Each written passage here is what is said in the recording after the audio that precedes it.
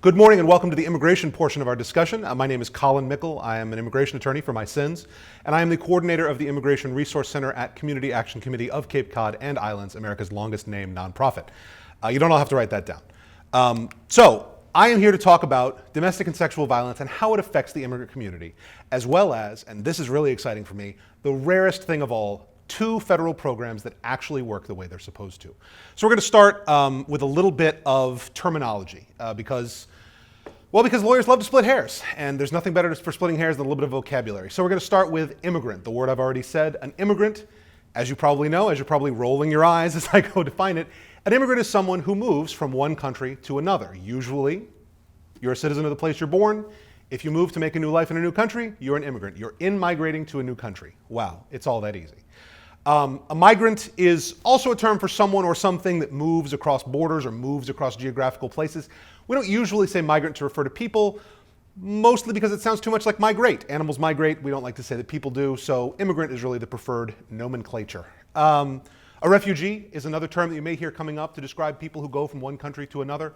The thing to remember about a refugee is that's a person who is no longer safe in the country where they're coming from. There's a natural disaster or a political event or some sort of failed state unrest or what have you, makes it unsafe for that person to be where they were when this started. And so they go often to a second country and petition for refugee status in a third. A refugee is someone who is granted refugee status before arriving to the United States. So if someone comes here as a refugee, it's because the United States accepted their application while they were abroad, investigated them while they were abroad, and then brought them in here. In those circumstances, the government, and this is true in every country, not just the United States, the government takes an active role in settling these folks. If you come here as a refugee, the US government's going to tell you where you're going to move. They're going to place you in a place where they've settled other refugees under similar circumstances. You're going to have access to a lot of services and such sort of things that are intended to establish you more firmly in the United States. The idea is that we're bringing you in and not just keeping you safe, we're trying to get you sort of settled and established in the United States. An asylee is sort of the same thing, but in reverse. An asylee is someone who is not safe or secure in the place where they're from and has come to the United States and declared that, has informed the United States government, now that I'm here, I want you to know it's not safe for me to go back. This comes from the medieval tradition of claiming asylum. If the king or the duke or the earl, or I've watched a lot of Downton Abbey, I could name more of these titles probably, but if the person who controlled the area where you lived was mad at you, you could go to a different place and claim asylum. The classic example is a church. You would go into a church and claim asylum. That would make you an asylee, and at least theoretically, the church or monastery or convent or wherever neutral place you were going would allow you to stay there safely, secure from political persecution. Don't ask a bunch of dead people from the Middle Ages how that worked out most of the time. Green card. Green card is very exciting for two reasons. One, for those of you, again, who are familiar with the federal government, it is actually what it says it is. It is a card. It is mostly colored green. That's kind of a pleasant surprise. So the other thing it is one of the most valuable documents on planet Earth. A green card is the physical manifestation of the right to live in the United States. Those of us who are born here, obviously, maybe don't appreciate that privilege. It is a great privilege. And it's something that a lot of people take a lot of risks and sacrifice a lot to obtain. There are three main differences between having a green card and being a US citizen. The first is that people with green cards cannot vote. The second is that people with green cards cannot serve on juries. I can only imagine how devastating that is. I know everyone enjoys jury duty so much. And the third is that while US citizenship is, for the most part, permanent, it can't be taken away. If you're born a US citizen, you're a US citizen no matter how mad the government gets at you. But green card status, what we call legal permanent resident status, even though it has permanent right there in the name, the federal government, it's actually not permanent. Generally speaking, a green card lasts for 10 years and can be renewed after that. It can also be taken away if you commit crimes or do sort of other things that make the US government mad at you, which I don't recommend sort of in general. They're the ones with the tanks and the bombs. So, this slide, I'm pleased to announce, includes the very stupidest joke I've ever made in my entire life. You're looking at it now, it is, yes, that stupid. If you're waiting for more or some clever twist, that's it. That's a visa. Now, obviously, we know that a visa is, can you believe I laughed at that joke? We know that a visa is not just a credit card. A visa is just something that lawyers do, something that lawyers love to do, is invent words that mean things that we already have words for. We already have a word called permit. A visa is a permit. A visa is a permission issued by a government that allows you to go to a new place. If you've traveled internationally, you may know that for the most part, US citizens don't have to worry about getting visas. You just sort of show up at the airport in France or Germany or Japan or wherever you want to go, and they let you in. But there are some countries where it's more challenging. If you want to visit Egypt or Russia or Southeast Asia, you're going to have to get a little stamp in your passport, and usually you're going to have to get that in advance. That's called a visa. The thing about a visa is they're permission granted usually for specifics. So a specific place, you only have a visa to enter the country that issued you the visa. You don't get a visa to go to X, Y, and Z country, only X country. If you want to visit Y and Z, you got to get on the phone with their embassies. The other thing is time. Usually a visa carries a limited permission to enter the country. If you want to visit Cambodia, you usually can do that for about 60 days. And after that, the Cambodian government starts sidling up to you and saying, weren't you kind of going home? Maybe they'll start stacking the chairs and vacuuming. You know how it is. The other thing is purpose. If you get a tourist visa, that means that you have permission to look around, to see the sights. If you get a student visa, it means you have permission to enroll in school and study. If you get a temporary work visa, it means you, and hopefully by now you're able to finish my sentence, are there to temporarily work. If you do a thing that you're not supposed to do on your visa, then your visa can be revoked, or it can expire, or it can be taken away. And then you become undocumented. Undocumented. So this, by the way, is a picture of a visa. This person's been doing some travel in southern Africa. If you're a visa stamp collector, and I don't know why you would be, you will see that there are some stamps for Angola, Namibia, Botswana, Madagascar. It's really very exciting. But we'll move on. One more bit of terminology, and this goes into the undocumented thing that I was just talking about. I say undocumented, not because, or maybe not just because, I'm a preachy, politically correct liberal who wants to control what you say, but also because it's important that the words we say mean what we want them to mean. So yes, a person who enters the United States or any country without obeying the laws of immigration, or without obeying the laws that govern when and whether a person can come into that country, is breaking the law. It's a civil law, not a criminal law, so it's more like exceeding the speed limit, or maybe having a restaurant in a lot that's not zoned for commercial dining. But it's not a crime. And generally speaking, when people break the law, we don't refer to them as illegal. I probably shouldn't be putting this down as a taped confession, but when I was on the way here to the studio where we're filming this, I was driving in my car and I did, on occasion, exceed the posted speed limit. I know, I'm sure some of you are writing this down right now along with my identifying characteristics. But at no time while I was doing that was anyone looking at me and saying, you see that, Mary? That guy is an illegal driver. Because if you had said that, Mary would have turned to you and said, well, that is a weird thing to say. And it is. It's a weird thing to say about immigrants, too. They are undocumented immigrants because they enter the United States without the appropriate documentation. It is absolutely true that the United States government has the right to enforce the law. It is absolutely true that people who come in without permission are often deported. It just is important that we say the things that mean the things that we mean to say. Speech over. Well, not the speech, I guess, just the rant. The speech is going on for a little while. I know you guys were hoping to break for lunch probably by now, but we'll get into the meat of the topic here. The meat of the topic, of course, is domestic and sexual violence in the immigrant community. A couple of words on the top. Don't be distracted by the slide. I'm not talking about the slide yet. Stop looking at the turtle. Look at me. Okay. It is true, so far as we know, the best social science we've been able to put to this question says that immigrants commit crimes at lower rates than United States citizens. Undocumented immigrants commit crimes at lower rates than United States citizens and legal permanent residents. So in other words, the more sort of down the ladder of immigration privilege or rights and responsibilities you go, the more law-abiding you're likely to be. And of course, you're probably saying, well, duh, that makes sense, because if I could get deported when the cops notice me, I'd probably try to stay out of the cops' way too. Exactly right. But unfortunately, particularly for these individuals, undocumented immigrants are very disproportionately likely to be the victims of crimes. And they are very disproportionately unlikely to report these crimes. So this is especially true in domestic and sexual violence. You've already heard from Abby and you've already heard from Mike the many, many challenges that any victim faces in terms of reporting, in terms of documenting, and in terms of convicting their attacker, the person who's victimizing them. This is especially true for immigrants because, again, especially undocumented immigrants, because undocumented immigrants have a reasonable fear or believe they have a reasonable reason to avoid contact with the police. And so an immigrant victim of domestic and sexual violence is very likely to stay in a dangerous position, is very likely to be grievously harmed, is very likely not to seek help until grievously harmed. Fortunately, or I guess talk about a silver lining, after a person suffers grievous harm, the federal government is there to help. The most common way that a person is there to help is the U visa. And the U visa is, again, that rarest of things, a federal government program that more or less works the way it is supposed to. The U visa is the federal government's response to the stuff I was just talking about. We have immigrant communities, they are disproportionately harmed by crime, they are disproportionately unlikely to cooperate with law enforcement.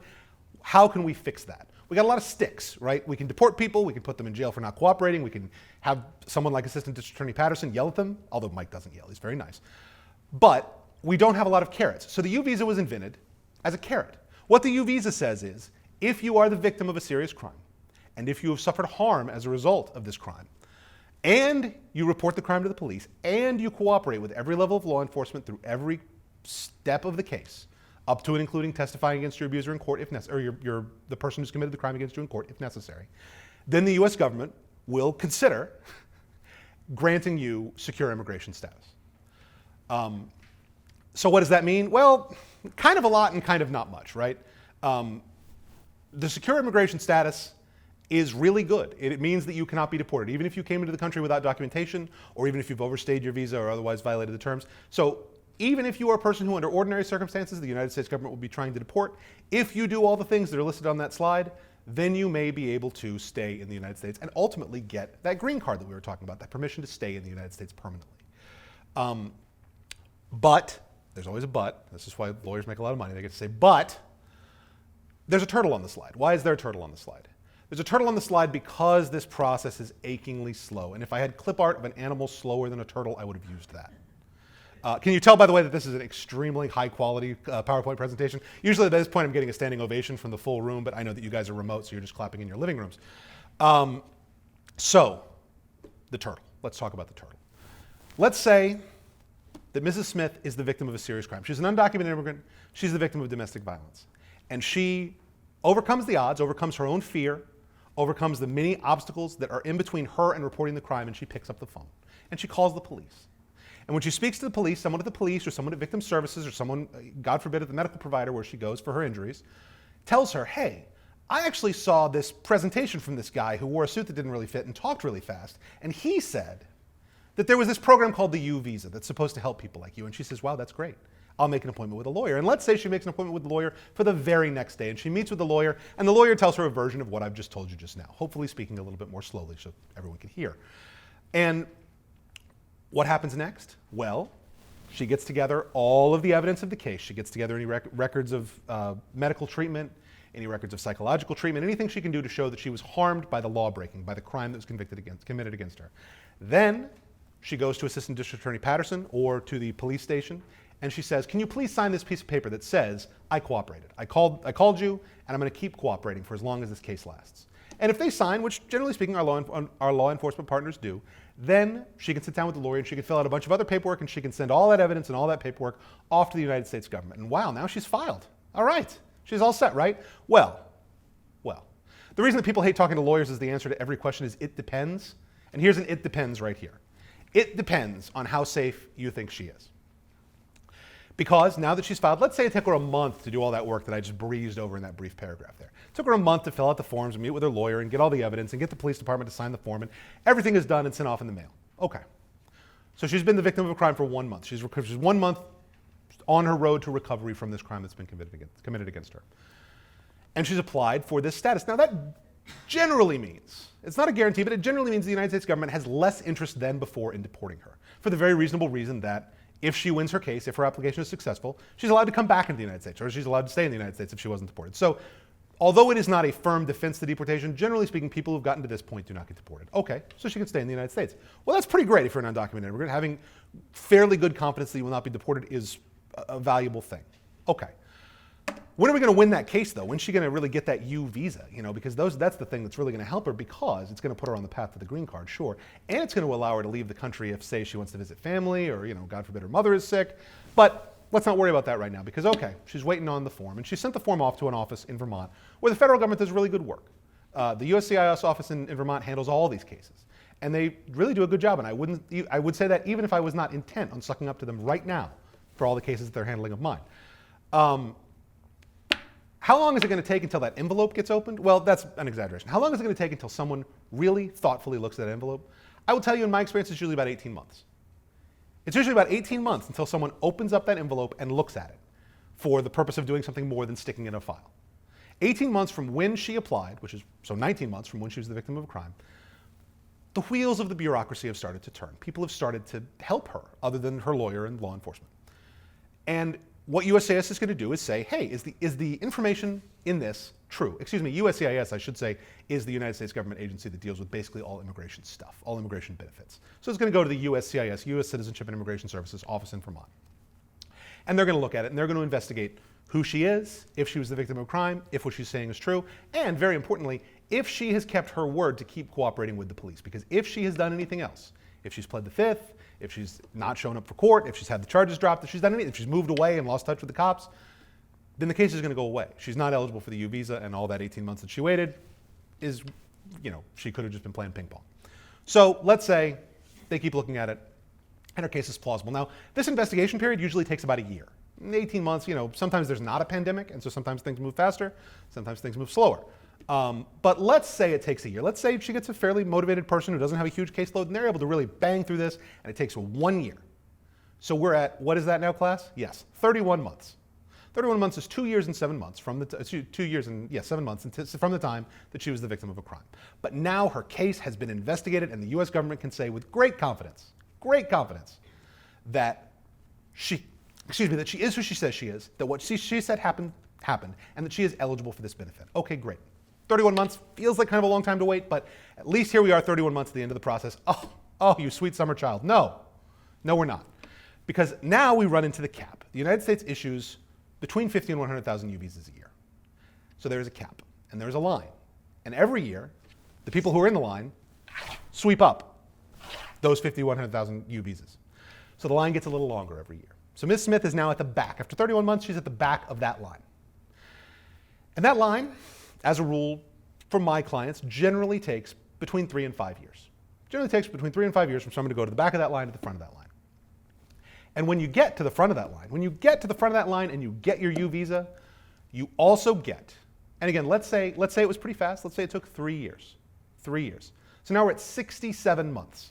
Okay? That's 5 years and 7 months from when she was first the victim of a crime. And now she gets in the mail a letter that says, congratulations, we've given you a U visa, and also, here is your permission to work. Well, wait a minute, her permission to work? Yes, her permission to work. Because for the previous 5 years and 7 months, she has been an undocumented immigrant. She has not had permission to work in the United States. She has been, if she is working, she is most likely being paid under the table. She's most likely earning less than minimum wage. She is at elevated risk of abuse from her employer or from the people that she is working with or for. And all for nothing, right? So, but let's stay on the optimistic side. Let's be very cheerful. This has obviously been a day of great cheer for those of you who are watching these videos. So 67 months in, she's got her U visa. Thank goodness. Well, now that she's got her U visa, she just needs to keep the U visa for 3 more years, and then she'll be eligible to apply for a green card. Okay. Wow, 3 more years. Okay. So that's 36 months. So we'll carry the one. 103 months later, 103 months after she was first the victim of a crime, she can apply for a green card. Okay. 103 months. I was told there would be no math in this, but it seems to me that 103 months is 8 years and 7 months. It's a long time. 8 years and 7 months after she was first the victim of the crime that her smart lawyer told her was going to give her the ticket to stay in the United States, she can apply for a green card, which means filling out some forms and sending them back to a different USCIS office. USCIS is a big and busy agency. Things move slowly in the federal government. Usually these applications take between 9 and 18 months to resolve. Let's say 9 months. Let's say, again, she just keeps getting lucky. Doesn't she seem lucky to you? She keeps getting lucky, and her application is processed in 9 months. So it's been 112 months since she was the victim of a crime, but now she has her green card. Now she's a legal permanent resident of the United States. She can work wherever she wants. She can do whatever she wants. She's been in good status for 3 years. And now if she holds her green card for another 5 years, she can apply to be a United States citizen. And if she becomes a United States citizen, then she can stay here forever. She never has to worry about renewing her paperwork. She never has to worry about being deported. She never has to worry about her status being taken away. She can put all this behind her. 5 years. Okay, so that's another 60 months. We're at 172 months now. 172 months is about, 14 years? So 14 years from when this process started, she can become a United States citizen, and now, for the first time, well, excuse me, she can file. Excuse me, you're right. You're right. She can file, and now, usually that takes about 9 months to resolve. So 9 months after that, she can become a United States citizen, and now, finally, 15 years and some change, I've lost track of my months, 15 years and some change after this happened to her, she can officially put it behind her. She can officially say that her immigration journey is over. So yeah, the U visa program works. But there's a reason that there's a turtle. And if I could make it a bigger, slower, dumber turtle, I would. All right. The other option for immigrant victims of domestic violence is called the Violence Against Women Act, or VAWA. Immigration aid under VAWA is open for a very small number of people. It is open to people who have been the victim of domestic abuse or violence from their spouse, if their spouse is either a United States citizen or a green card holder. So we're just imagine the funnel kind of leading down to that. So you have to be undocumented, your spouse has to have documentation, either a US citizen or a green card holder, and you have to be able to prove, one, that you were married for real, it's not a fake marriage to get a green card, which the US government is convinced occurs in very large numbers, and you have to be able to prove that you were the victim of abuse, which, if your abuser is canny at all, can be very difficult, especially if your abuse is a single incident, or if your abuse is sexual or emotional or financial in nature. It can be very, very difficult for these victims to document these things. It can be hard for a victim just to prove that their abuser was a US citizen. If your spouse sexually abuses you, physically abuses you, emotionally abuses you, and then leaves, well, you may not have gotten a chance to get a copy of his birth certificate. You may not have gotten a chance to get a copy of his passport.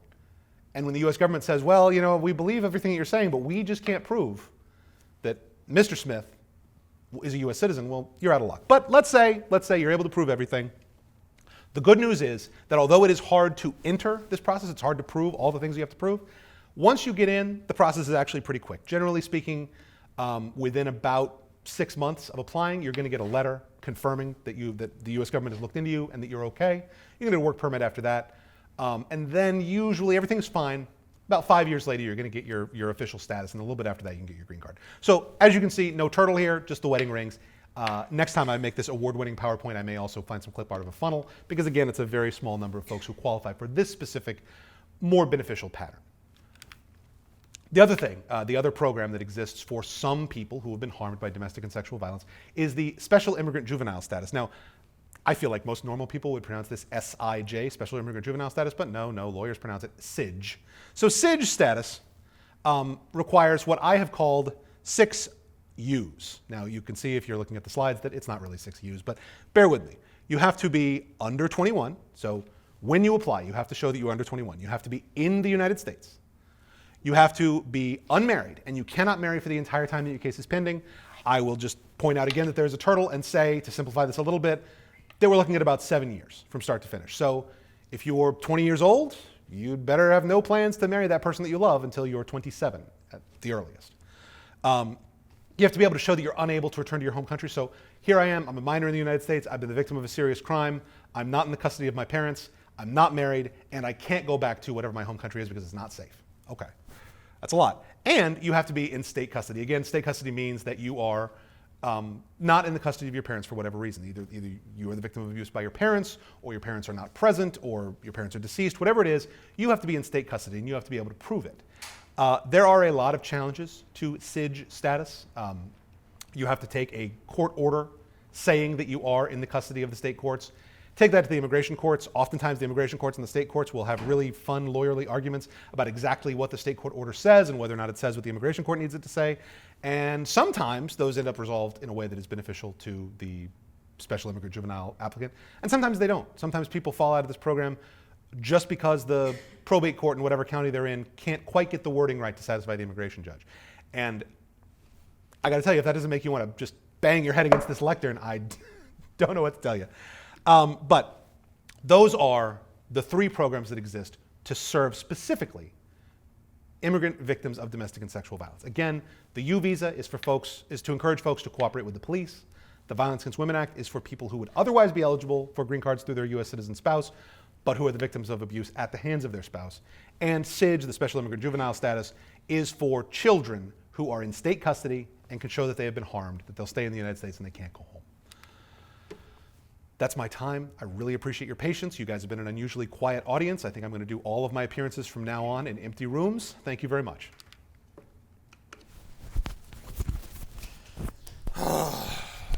More glib than usual. It's really hard to do that without a room. You're going to be a tough act to follow. Oh, please stop.